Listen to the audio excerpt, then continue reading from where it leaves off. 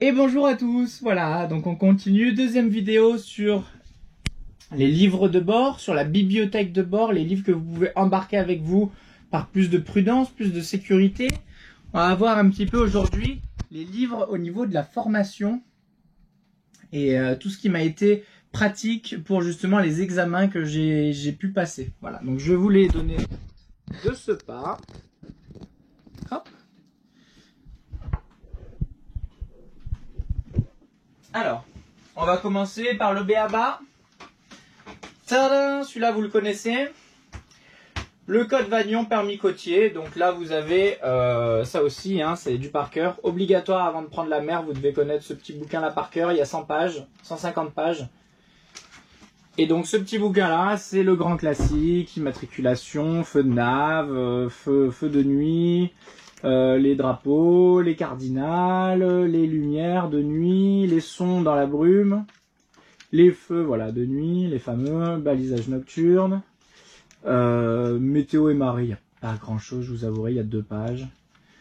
Voilà, et calcul de marée aussi, il n'y a que dalle. C'est vraiment très simple. Hein. C'est vraiment, voilà, un petit peu de sécurité et détresse, la VHF, un petit peu d'environnement. Vous voyez, ils ont mis que 2 pages sur l'environnement, c'est pas énorme.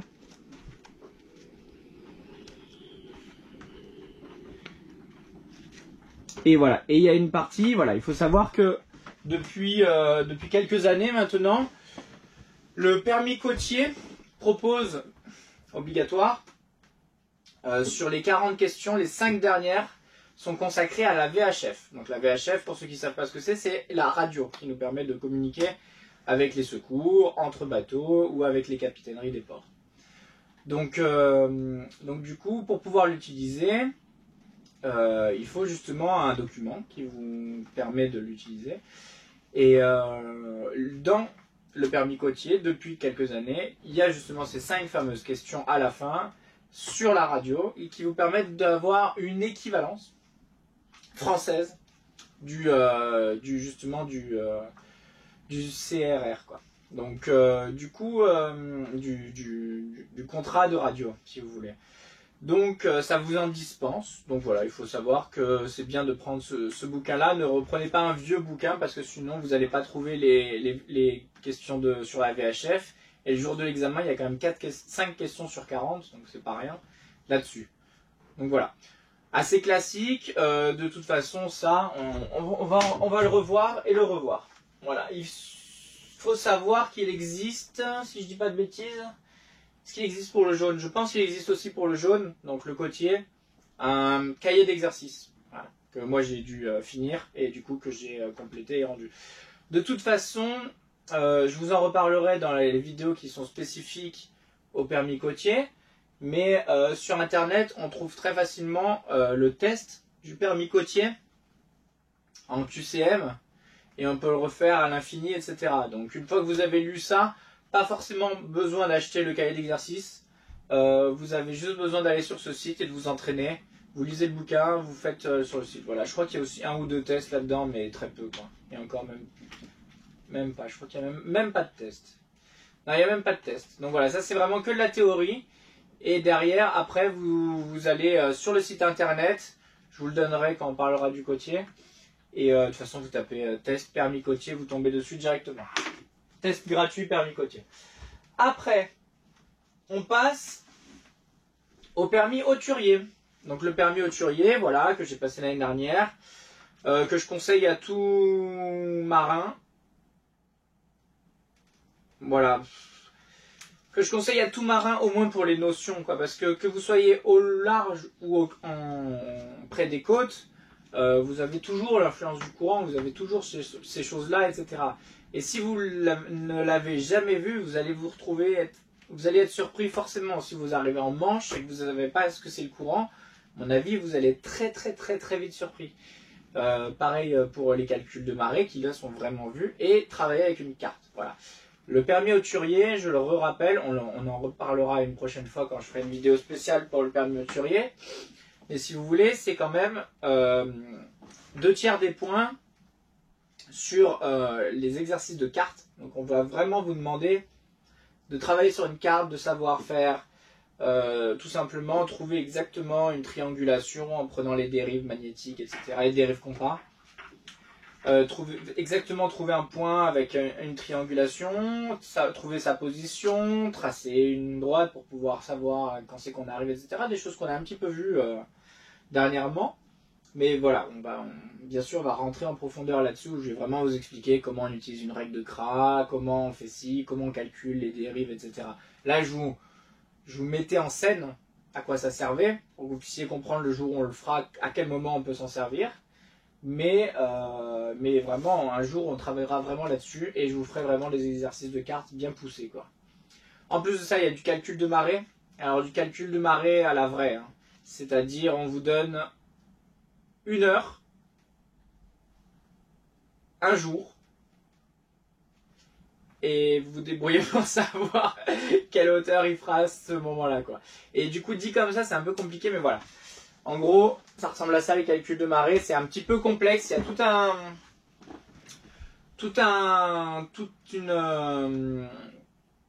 toute une démarche à suivre. Excusez-moi, hein, j'en perds un peu mon latin. Toute une démarche à suivre pour vraiment arriver à avoir justement une hauteur précise à 1 heure précise. Et ça, c'est quand même quelque chose qui n'est pas évident.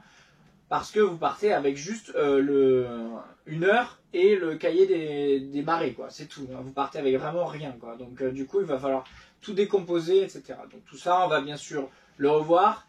C'est quelque chose qui fait peur. Parce que c'est pas évident, parce que c'est des mathématiques, en fait, tout simplement. C'est parce qu'on retrouve un peu des mathématiques. Mais en vrai, vous voyez que ça tient sur 3 pages. Donc ça fait peur. C'est obligatoire d'être connu, mais ça tient sur 3 pages. Donc voilà, on aura le temps de le revoir et vraiment moi de le réviser pour le coup et vous de l'apprendre. Voilà, il y a un petit peu de météo après, mais pas grand chose, quoi. Le permis hauturier, c'est vraiment de la carte, des exercices de cartes et derrière du calcul de marée. Voilà. Alors après, je vais mettre ces bouquins là avec parce qu'il faut bien que je les mette quelque part.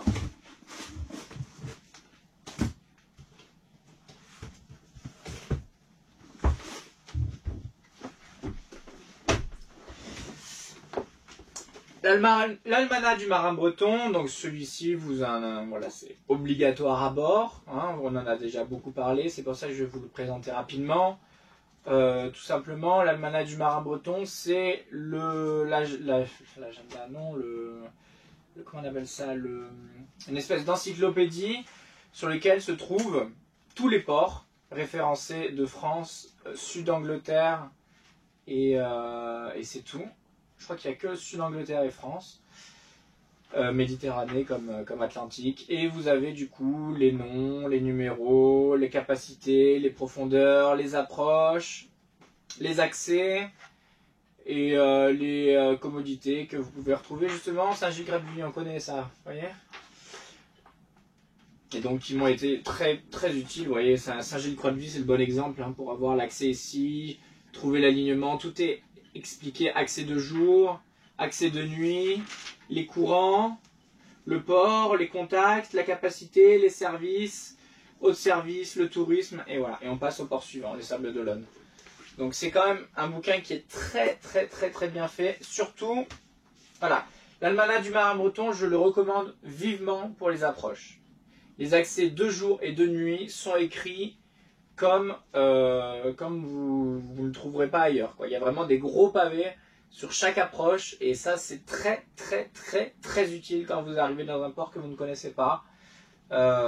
C'est très bien détaillé pour le coup. Et tous les ports sont dedans, donc vous n'avez pas besoin de faire des recherches personnalisées, etc. Vous ouvrez le bouquin, vous regardez là où vous voulez aller et vous avez quand même un beau petit pavé, beau petit paragraphe sur les approches. Voilà, ça c'est vraiment le vrai plus de ce bouquin-là, ça va être les approches. Le bloc marine sont complémentaires. Donc là, à peu près la même chose. Hein, vous allez avoir du coup, pareil.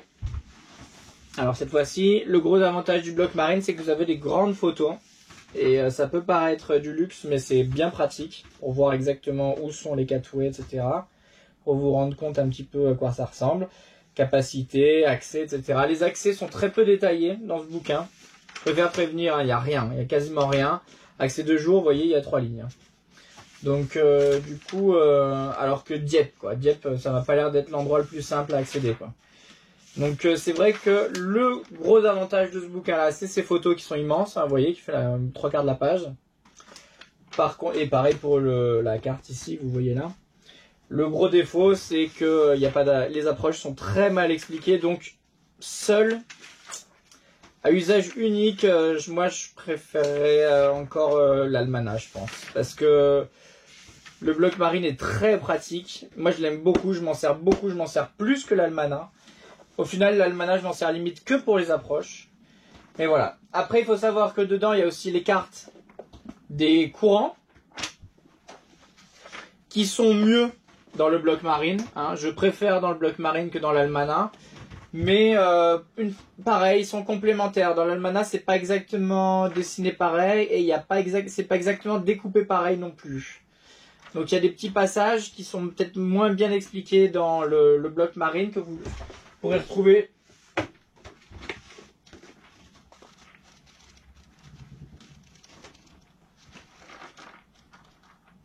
Voilà.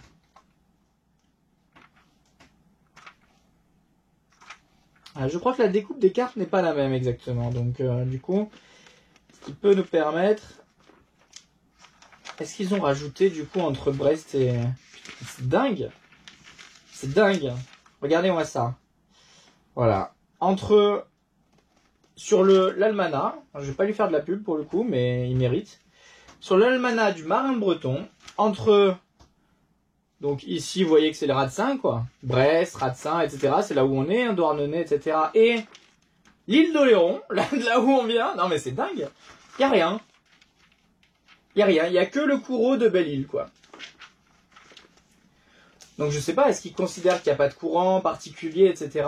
et que la côte est dessinée toute droite, entre guillemets, à un arc de cercle. Et que du coup, c'est assez logique, ça monte, ça descend, et puis c'est tout. Mais c'est quand même bizarre, quoi, parce que là, c'est vachement détaillé, quoi. Pointe de Grave, c'est juste en dessous d'Oléron. Et on arrive direct à Brest. Bon, voilà. C'est quelque chose qui m'a un petit peu étonné dans ce bouquin-là. Donc c'est pour ça que je vous dis que même pour les courants, c'est bien d'avoir les deux. Parce qu'ils se compléteront toujours, ces bouquins. Voilà. Après, on va continuer. Très important à bord. Le PS Mer de Monsieur Thierry Fuselier. Pareil. Dédicacé. La grande classe. Donc Monsieur Thierry Fuselier qui est médecin urgentiste en particulier. Hein, c'est une de ses casquettes. Sa principale casquette quand même, médecin urgentiste. Et du coup, il a fait un bouquin. Il en existe d'autres. Moi, j'ai pris celui-ci parce que c'est là-dessus que j'avais appris, que j'ai fait ma journée d'appel. Ma journée d'appel, n'importe quoi. Ma journée de premiers soins en mer, justement. Et donc voilà, on a un petit peu à la prise de décision d'alerter les secours, utiliser les moyens le plus adaptés pour transmettre l'alerte, transmettre le bilan au médecin du CCMM, se conformer aux demandes du médecin du CCMM, secourir ou poursuivre les gestes de secours. Voilà, il y a pas mal de trucs assez simples, il est pas mal de le bouquiner, Voilà, il y a des points clés, points importants à retenir, vous voyez, c'est vachement bien ça. Voilà. Les petits trucs comme ça, j'aime beaucoup. Existe-t-il un danger pour le sauveteur? Oui, non. Si oui, le danger est-il maîtrisable? Oui, il faut supprimer le danger. Non, un dégagement d'urgence est indispensable. Existe-t-il un danger pour le sauveteur? Non. Existe-t-il un danger pour la victime? Oui. Le danger est-il maîtrisable? Oui, il faut supprimer le danger. Voilà, c'est assez simple. Il faut que ça reste simple. Non, les soins sont possibles. Voilà. Donc du coup, il faut vraiment... le bouquiner par cœur, ce truc-là. Voilà, fiche médicale du CCMM.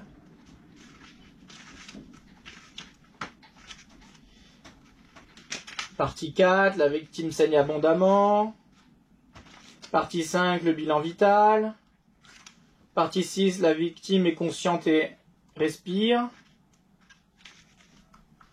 Voilà, toujours encore là, vous voyez, je vous le lis parce que c'est intéressant. Bilan d'un malaise. La victime se plaint d'un malaise. Oui. La victime présente-t-elle des signes de détresse vitale? Étouffement brutal, hémorragie. Oui. Effectuer les gestes de secours urgents, claque dans le dos, compression abdominale, pansement compressif, point de compression. Non. Installer la victime au repos, interroger la victime, écouter les plaintes de la victime, angoisse, stress, douleur, localisation, fatigue. Analyser les plaintes. Analyser les plaintes, intensité de la location de la douleur, modalité, etc. La fameuse échelle de 1 à 10. Examiner la victime, sueur, paralysie, trouble de la parole, essoufflement. Rechercher les antécédents médicaux de la victime, alerter le médecin du CCMM, faire prendre son traitement à la victime et surveiller la victime. Voilà. Bon, après tout ça, c'est vraiment dans des cas très particuliers. Mais vous voyez que vous avez quand même des photos, des mises en situation dans des bateaux. Quand même plus agréable de voir ça. Vous voyez, sur la banquette, etc. Brûlure. Voilà, donc ça c'est un truc. Toujours à bord, ça vous arrive quelque part, à un moment, il y a quelque chose, malheureusement, un malheur qui se passe à bord. Vous avez quelqu'un qui se brûle, et ben vous allez chercher le bouquin et vous allez lire exactement ce qu'il faut faire. Si vous ne le connaissez pas par cœur, au moins vous l'avez sous la main. Voilà. Voilà, bah écoutez, après si vous êtes un petit peu maso comme moi et que vous voulez continuer à vous faire des nœuds au cerveau, vous faites la même chose en anglais. Donc voilà, ça c'est 2 bouquins anglais, je vous les montre, mais j'ai pas non plus beaucoup de retours sur les autres bouquins qui existent. J'ai cru comprendre qu'ils étaient très bien ceux-là et que ça suffisait, que j'avais pas besoin de tous les prendre. Mais donc du coup voilà, là dedans c'est justement en particulier sur le Yachtmaster Sail de voile, d'accord, donc le Yachtmaster Offshore de voile avec le livret théorique et le cahier d'exercice comme d'habitude, voilà. Donc ça je les ai achetés pour moi parce que je vais passer l'examen bientôt et du coup dessus, pour faire simple, je les ai bien feuilletés. Dessus, on ne parle que du permis hauturier, c'est à peu près ça. Sécurité, permis hauturier. Il y a, à aucun moment, il y a de la théorie, même basique, sur les réglages de voile, etc. Il n'y a rien. Donc il y a vraiment beaucoup de sécurité, de mouillage, de réglementation, voilà. C'est en gros, c'est le permis côtier, pardon, excusez-moi, c'est le permis côtier et hauturier. Parce que c'est vrai qu'on a toutes les navigations de nuit avec les cardinales lumineuses, etc. qu'on retrouve là-dedans. On doit avoir de l'homme à la mer aussi. Et voilà, les lumières, les bouées, les calculs de marée, la tempête, le mauvais temps, l'accostage, la sécurité et les lois, quoi. Surtout tout ce qui est un petit peu loi à bord, etc. sur les pavillons, les choses comme ça. Voilà. Donc, voilà, c'est juste 2 références que je vous donne en plus. C'est pour, si vous voulez, vous amuser à bouquiner en anglais. Ce qui est très bien si vous faites de l'international parce que ça vous permet quand même de connaître les mots en anglais, le lexique qui est déjà très compliqué en français, le lexique, et ben en anglais il est tout aussi vaste. Il y a beaucoup de mots à traduire et du coup ça peut être impressionnant. Voilà, bah écoutez, sur ce je vous laisse et je vous retrouve juste après pour une dernière vidéo sur les bouquins un petit peu plus romans, expériences personnelles, les choses comme ça. Voilà, récits. À bientôt, bye bye.